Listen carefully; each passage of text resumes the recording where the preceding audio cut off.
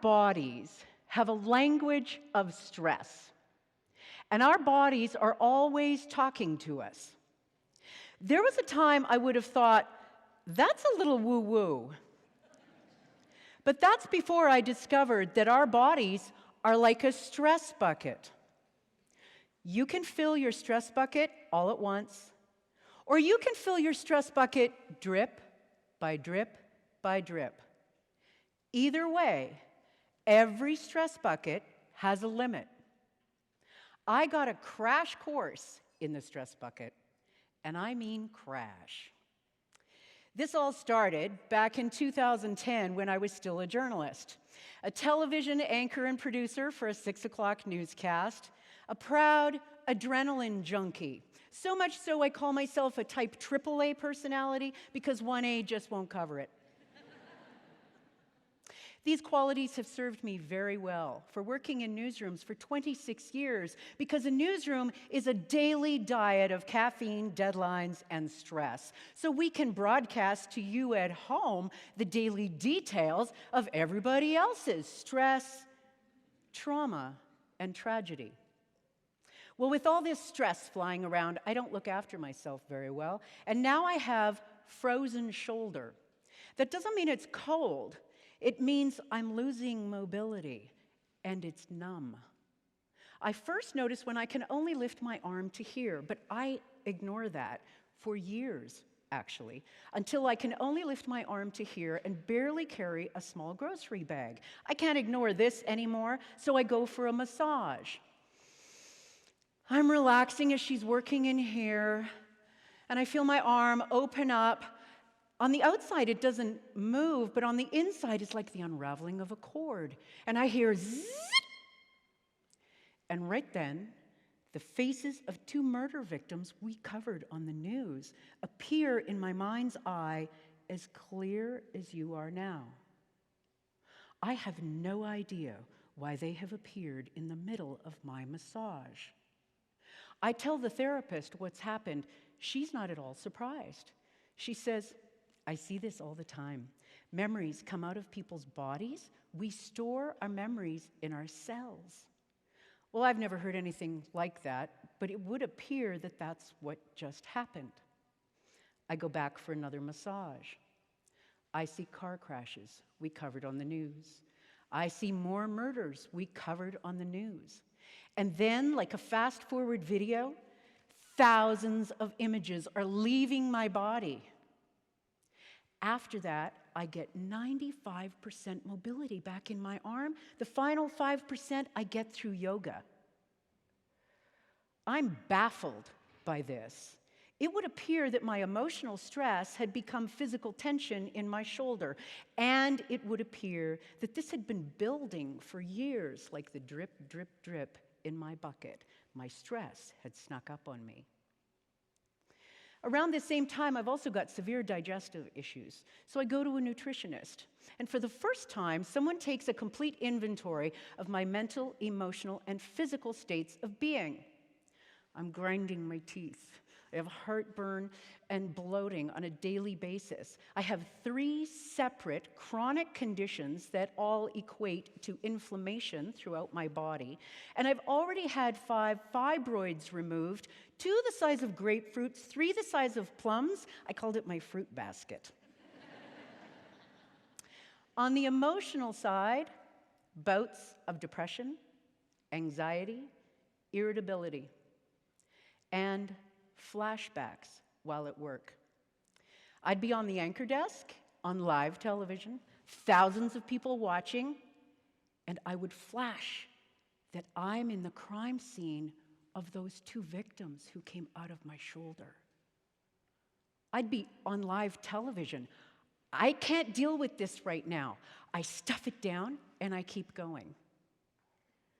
The nutritionist, looking at my inventory, asks me, what in your life don't you want to digest? Not my food, my life.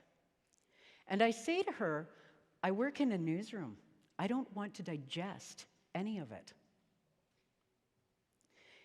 This is my second indication now that stress is becoming physical symptoms. The emotional stress is building up, but here's the wild thing. I still think I'm fine.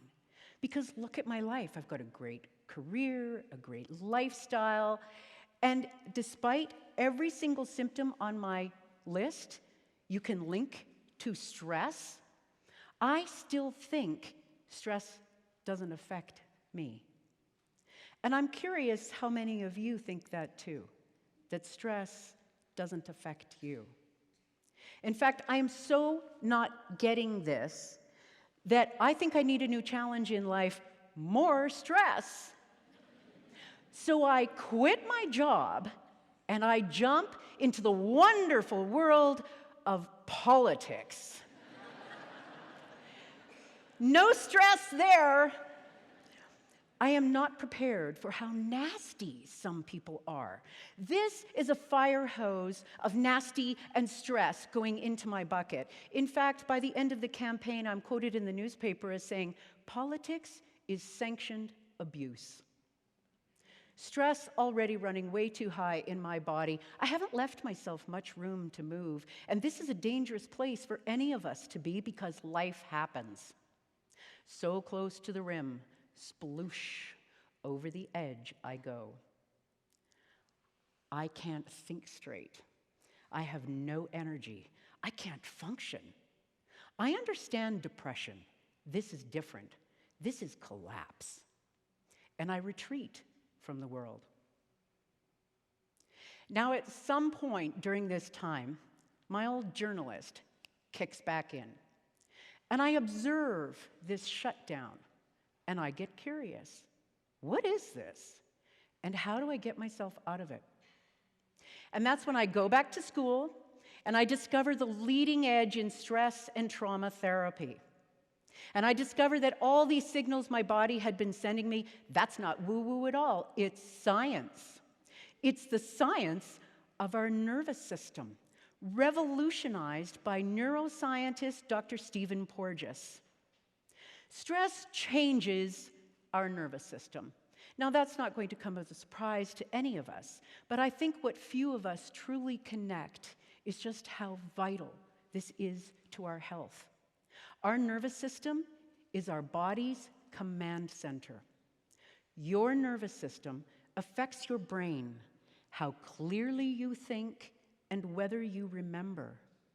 Your nervous system affects your heart, how it pumps. It controls your lungs, how you breathe, the chemicals and hormones your adrenal glands pump out, and your nervous system controls your stomach, whether you digest or not. And you have nerves that reach from the top of your head through your entire body to the tips of your toes. So just know, when you experience stress, that is affecting every organ, every function of your body. Now, the effect of stress is usually good for us, actually. It makes us stronger. But when stress becomes too much and for too long, that's when stress can become toxic and the conditions in our body can become chronic. And how often before conditions become chronic do you take the time to wonder how stress might be affecting your body? Do you know when you are taxing your nervous system?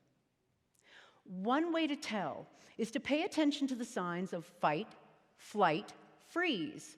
That's our body's stress response. Whenever we feel overwhelmed or threatened, and by the way, the threat can be real or just perceived for our stress response to kick in. Now, fight is pretty easy to spot. Fight is, have you ever been agitated, snap at someone? This seems to be the state of politics these days. So many people are angry, picking fights. That's fight. That's stress in the nervous system. Flight is also pretty easy to spot. It's when somebody becomes so overwhelmed and flooded, they have to leave the scene. Stress in the nervous system. Freeze can be a little trickier to spot. Freeze is our numbing. Freeze is our addiction to tuning out. Freeze can be depression. The World Health Organization just reporting 300 million people on the planet struggling with depression. Now, I had depression and was numbing when I was still working in a pretty fast-paced environment. So how did I do that, and how did I think I was not affected? Well, it turns out there's a condition called functional freeze. I can be highly functioning, but I don't feel a thing. Foot on the gas and the brake at the same time. Go, go, go. Don't feel, don't feel, don't feel, disconnect. That's how I missed it. I was disconnected from myself. And that's how others around me wouldn't have seen it either, because I'm still functioning. So many of us are functioning with too much stress in our bodies because it can add up anytime we get overwhelmed. A diagnosis, a divorce, death of a loved one, losing your job. How do we look after our nervous system when stress is such a part of life? Now, regular sessions of yoga and meditation are great at getting us back in our bodies and keeping us calm in the moment, but they don't empty the bucket of the more unpleasant experiences that can happen in life and add up, affecting how we feel and how we function. To empty the bucket and release stress from our nervous systems, somatic therapy is now often referred to as the missing link in health. Somatic therapy is actually an umbrella term because there are many different disciplines of somatic therapy, but primarily the basis of it is it's a combination of psychotherapy and physiology, the science of our nervous system, the mind-body connection. Somatic therapies unlock a natural biological process built into the DNA of our nervous systems to gently release stress that can get stuck. I needed to go back and allow myself to feel and gently release what I had stuffed. And when I made that emotional, physical connection, my body opened up, my energy came back, my spark, my zest for life came back. I realized there's something very different affecting our mental, emotional, and physical health. It's this change in realizing they're all connected. We have one body.